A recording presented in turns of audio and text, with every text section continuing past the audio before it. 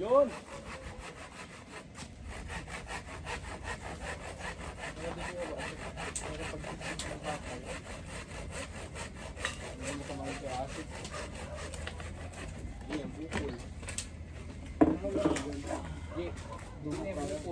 Patay na talaga sa punya kagad na.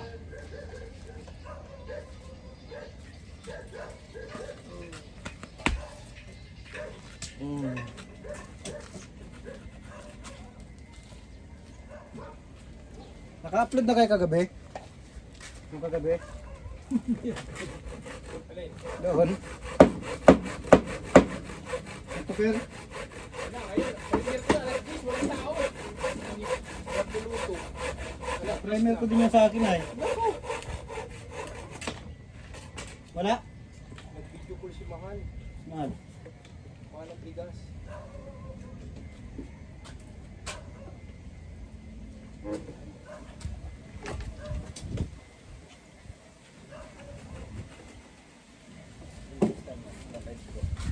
Tira lang tayo. Asawa tayo. Diba?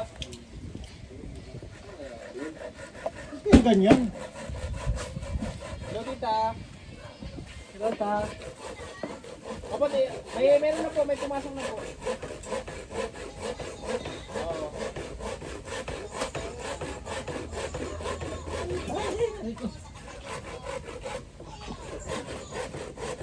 Binadrox na lubak daw eh. Parang kung dalam ng lubak. Pang lubak. Alam mo ba? Alam mo ba tita ang nangyari ngayong umaga? Kahapon. Di ba nag-send ako kay Ate Edna ng ng pambayad doon sa 10 piraso kasama yung sayo.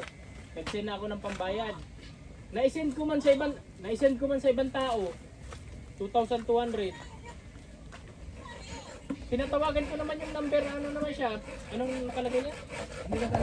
Hindi naka-register yung number niya, yung pinadala ko ng pera. Pero, nabawas sa Gcash ko.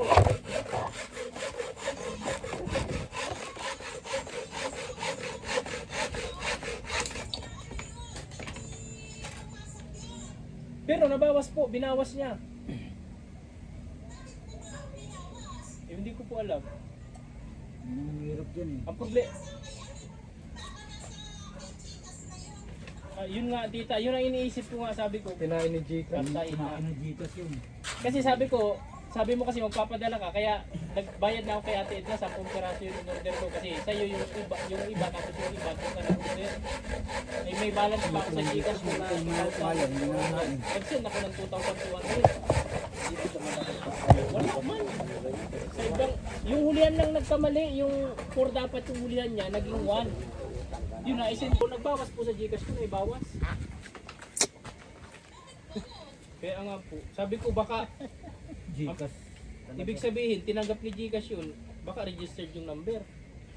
Kaya po sabi. Kasi pag hindi po registered, di ba napula siya, may pula, pag magsisend ka. Hindi, at saka hindi Oh, may babawas. pula. Wala man, dire-diretso nga. Hindi babawas yun. Naka-registered po ano. Sa Gcash yun.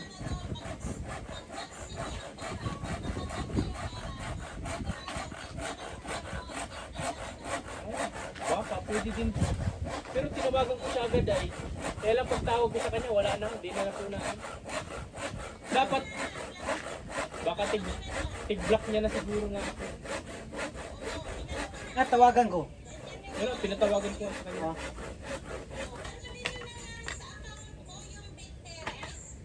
Apo. Hirap ng Gcash no? Meron pala Gcash, meron ko ng Gcash. Hirap ng Gcash. Maya. Makamali ka dyan. Lalo pag malaki. Ang higpit pati. Ang grabe. No? Ang higpit mag-apply. Nakakatakot yung ganyan. Ay maganda sa ano ba yan? Hindi. Sabi ko wala na. Scammer no? Scammer. To now, 2,200. Scam yan, scam. Hindi nga po komisyon nangyari doon at ano pa, kasama pa pati kapital doon. Grabe no? Taglit lang. Taglit lang Kaya yung ano sabi, 2,000. kaya ano yun, sabi nga niyan, kapag mawalan ka, may dadating pa naman.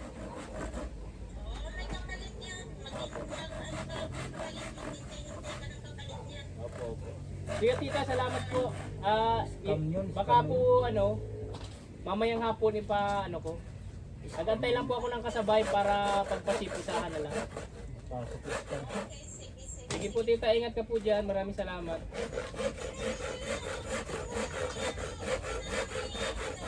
Po. Tapos,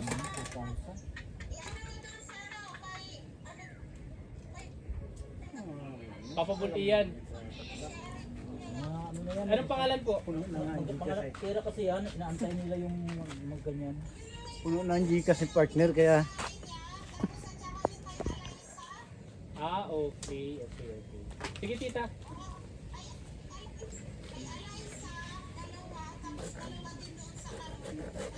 Kambal po. Sige po. At mamaya pupunta din kasi ako kay Papa Bulian at magbibigay din ako ng kape kasi may nagbibigay din. Ay, ipapaabot ko na lang din sa kanya. Sabihin ko na lang nagalit sa inyo. Sige po.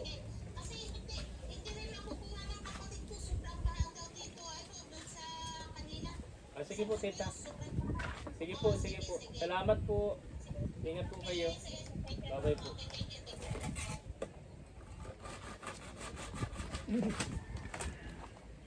Wala na yun. Baka inop na nga niya yung cellphone niya, ano.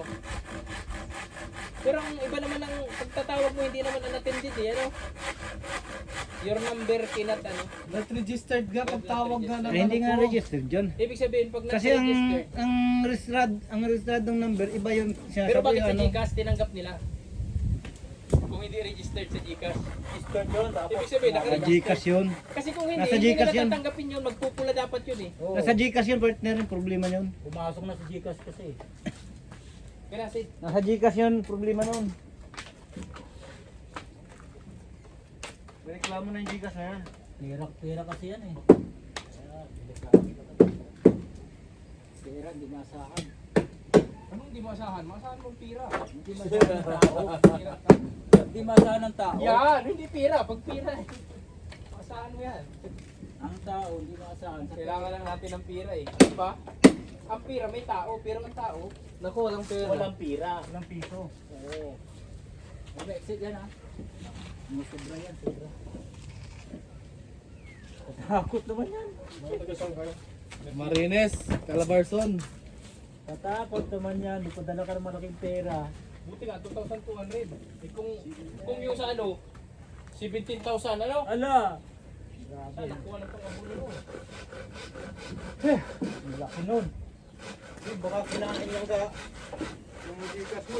Nag-ayos baga kayo gahapon ni Birador. Ha? Oo nga.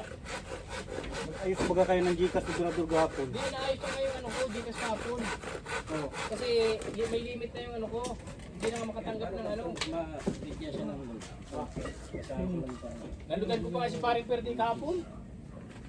Nalugan ko pa rin Yan. Sino yung Gcash niya papadala ko linggo? Ha? May ano kaya Wala, ata wala eh. pa nang utak sa Gcash. Di ba ako nag-utang Ano? ano? 50,000 yung Gcash niya. Grabe no? Pinagagawa ko Ayun ang kay utang ko. magpapabuti ng 500,000 yung Gcash para mahaba yung ano niya. Oh. Wala naman yung Antay siya, antay Ay, Gcash niyo ko. Wala yung Gcash ko eh. Papasago lang sa road ko ba? Sa Wala ka laman? Tracy lang naman yun. Ano dapat loan ka sa kanya? Hindi mo number mo. Bili ka ng loan sa kanya. Wala ka pala laman sa Gcash. Wala. Akala ko, i-connect ko lang siya sa cellphone ko ba? hindi ka makakonect. Hindi pwede. Hindi pwede.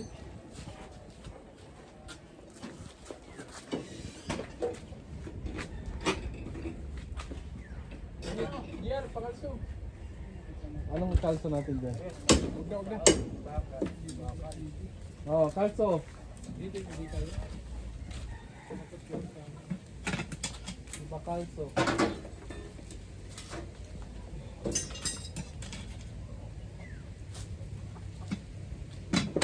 Bakal na. Bakal na martilyo na. Kalso niya. Dito, kanya na panalit yan. Pahaba. Panali.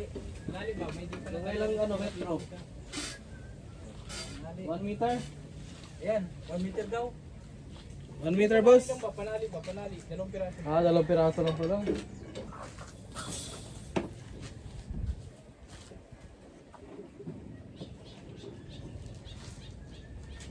Ayan. Tol, saan yung cutter natin to?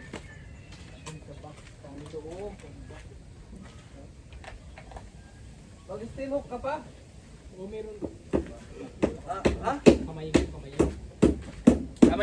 Kamay lang. Okay. Yan. Sino? Ay, steel hook ka pa bilang ano?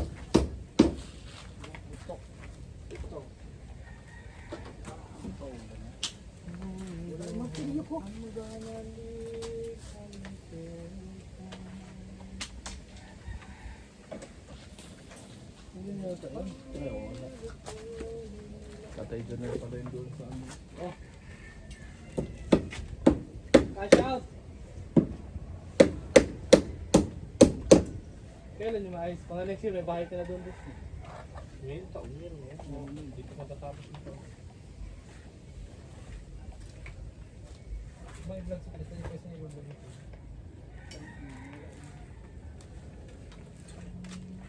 Okay, ganito lang boss. Dalawa lang po. Okay na po.